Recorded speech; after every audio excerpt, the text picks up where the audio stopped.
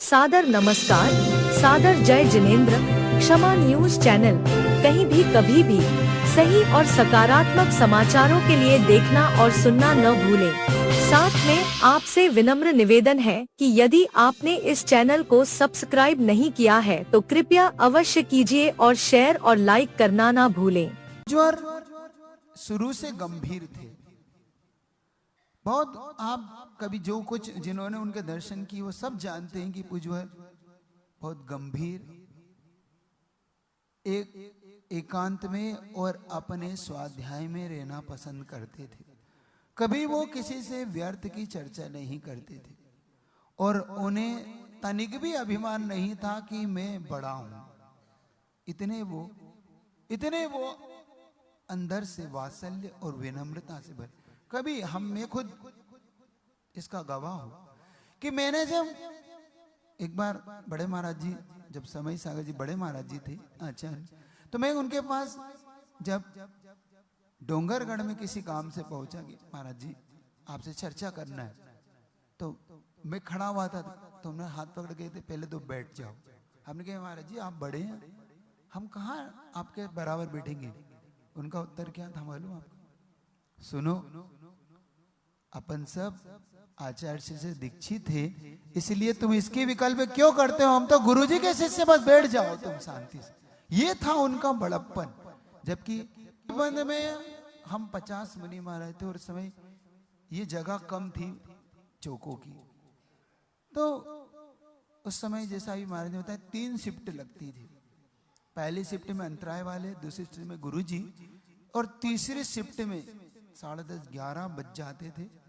तब पूज्य समय सागर जी महाराज सबसे आखिरी में उठते थे।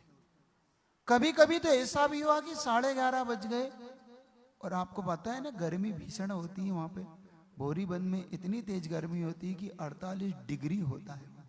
आपके यहाँ कुछ नहीं होता, आपके तो 30 के बाद तो मेघ बरस जाते हैं। वहां पे पानी बरसता है लेकिन चेहरों से टपकता रहता है। और हमने देखा महाराज जी रोटी उस समय पापड़ हो जाती थी, क्योंकि 6-7 बजे भोजन बनेगा और 11 बजे करेगा, 5 घंटे में तो क्या होगा उसका। लेकिन महाराज जी के चेहरे पर तनिक शल्य नहीं होता था। हम सबको आहार कराने के बाद वो उठते थे।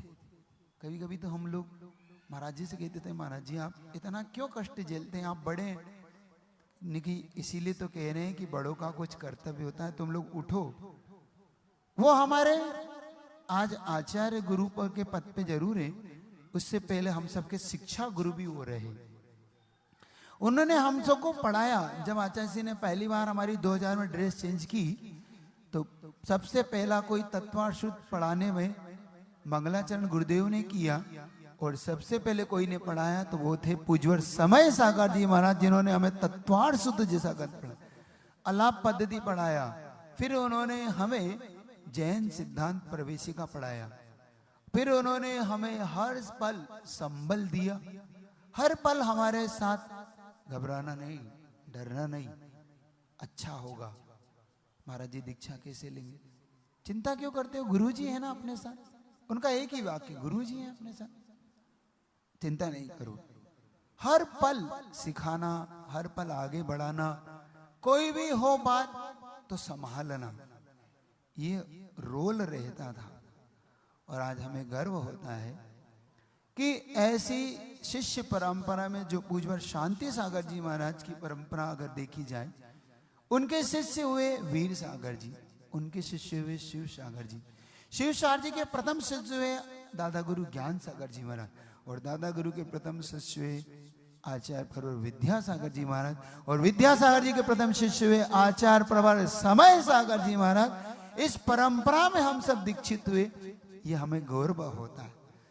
आप लोग को बड़ा आश्चर्य होगा कि ये सब इसलिए बता रहा हूं कि आप भले ही थोड़ा सा संघ से टच में नहीं हो पाए, शायद आप लोग इतना न ज्यादा नहीं जुड़ पाए क्योंकि कभी गुरुजी इस तरफ आ नहीं पाए।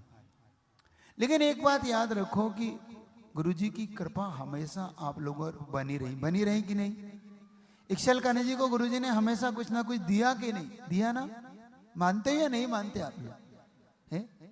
शायद आप लोग ऐसा लगता है आप लोग को मानते हैं या नहीं मानते? हम पूछ तो ले, मानते हो गुरुजी ने हमेशा दिया कि नहीं दिया? मानते हो ना? हमेशा गुरु उपकार को मानना सीखो। वो कृतज्ञ कहलाते जो गुरु के उपकार को नहीं मानते। और जीवन में कृतज्ञों को कुछ नहीं मिलता। एक बात याद रखना, जो उपकार को मानता है, जो उपकार को स्वीकार करता है, उसे संसार में सब मिलता है, बिन मांगे मिलता है। पूज्य गुरुदेव का आप लोग को आज ये इक्शल करण जी का एक इतिहास रहेगा। इतिहास लिए इतिहास में ये वाक्य जरूर दर्ज किया जाएगा कि पूज्यवर समय सागर जी का जब प्रथम आचार्य पदारोहण बनाया गया, उसमें एक इक्शल करण जी भी था जो गुरु जी के शिष्यों के बीच बनाया गया। ये एक इतिहास रहेगा, क्योंकि कुछ ऐसी होती जो इतिहास में दर्ज हो जाती। लेकिन आपका पुण्य भी हम मानते हैं, विशेष पुण्य मानते हैं कि आप सबने विशेष पुण्य कमाया शायद, और गुरु कृपा से आज जो लोग सौधर मित्र बनके, जो लोग कुबेर बनके, जिन्होंने ध्वजा समर्पित करके आज अवसर पाया है। भले ये विधान बहुत छोटा सा लग रहा है आपको, भले ये 64 रिद्धि विधान है, लेकिन हम बता रहे जो पात्र बनके और जिन्होंने विधान किया है, एक बात याद रखना, ये रिद्धि विधान इसलिए किया था हमने कि गुरुदेव हमेशा रिद्धिधारियों की तरह ही जिए और उनका हर पल रिद्धिधारियों की तरह बीता, हर पल। दावा कि यह दावा हम नहीं कर रहे, ये दावा उस समय उस तांत्रिक ने किया जब 94 में रामटेक में गुरुजी विराजमान थे। वहां पर एक तांत्रिक जो अजैन तांत्रिक था, वो गुरुजी के पास दर्शन करने आया और दर्शन करके 1 घंटे तक बैठा रहा। फिर उसने मुनि महाराज से एक बात जो कही वो आपको हम बताते। उसने क्या कहा? उसने कहा मैं शमशानों में बहुत घुमा हूं, मैंने बहुत से मंत्रों का प्रयोग किया, लेकिन इन गुरु को, जब उन्होंने मुनि महाराज से पूछा ये कौन है आपके, तो क्या हमारे गुरु जी हैं, क्योंकि आप जानते हैं आपके गुरु जी की खासियत क्या है? क्या है? जिन विद्याओं को पाने के लिए मैं शमशानों में भटकता हूं, वो विद्याएं इनके चरणों में खेलती और ये उन्हें देखते भी नहीं। ये एक तांत्रिक के मुख्य शब्द थे, हम बताएं। वो विद्याधरों की तरह जिए जैसा उनका अनवर्त संज्ञा नाम था। ऐसे ही पूज्य समय सागर जी, समय का अर्थ होता है आत्मा, वो अपनी आत्मा में ही जीते। और अभी बताएं उनको कितने निरीह अभी भी। जब खजुराहो में चंद्रसेन आए तो चंद्रसेन ने कहा, अभी कवि चंद्रसेन आए थे हमारे पास, वो कहने लगे महाराज जी, जब आचार्य समय सागर जी महाराज के लोग दर्शन करने आए तो समय सागर जी का भैया अभी बहुत देर हो गए, अब सामायिक के लिए हम बैठेंगे, थोड़ा खिड़की को ऐसा कर दो ताकि लोग शांति से हमें बैठने दें। तो चंद्रसेन ने कहा कि आचार्य श्री अब आपको तो सब झेलना ही पड़ेगा, क्योंकि अब लोग आपके दर्शन तो करेंगे। तो उन्होंने एक बात कही, भैया मुझे इनमें रुचि नहीं है, मुझे कुछ रुचि है तो बस जिनवाणी में और तत्व चर्चा में रुचि है, मेरी रुचि भीड़ में नहीं है, मुझे तो ये बस पद सौंपा गया है, मैं इसको कभी नहीं चाहता था, मैं तो बस गुरु आज्ञा का पालन कर रहा हूं और कुछ नहीं चाहिए, मुझे ख्याति पूजा लाभ कुछ भी नहीं चाहिए। ये उनके वाक्य थे। सुन रहे? ऐसी महान गुरु को अपन सबने पाया है। हम चाहते हैं कि आप एक बार जीवन में उनके दर्शन जरूर कीजिए। पहले किए होंगे जब वो साधु पद पे थे, अब करिएगा आचार्य पद पे। कितने आचार्य पद पे दर्शन कर चुके समय सागर जी? कितने लोगों ने आचार्य पद पे दर्शन की समय सागर जी जाके? नहीं किए। हम कहते हैं भाग्य जगा लेना। स्वधर्म किए कि नहीं? अब कर लेना, एक बार दर्शन जरूर करना। जिन्होंने आचार्य जी के दर्शन जिन्होंने दुर्लभता से नहीं किए हो, तो हम बताते हैं पूज्यवर समय सागर जी महाराज आचार्य श्री की फोटो कॉपी नहीं है, वो आचार्य श्री की ओरिजिनल कॉपी है पूज्यवर समय सागर जी महाराज। उनके दर्शन आप सब जरूर कर लेना, ठीक है?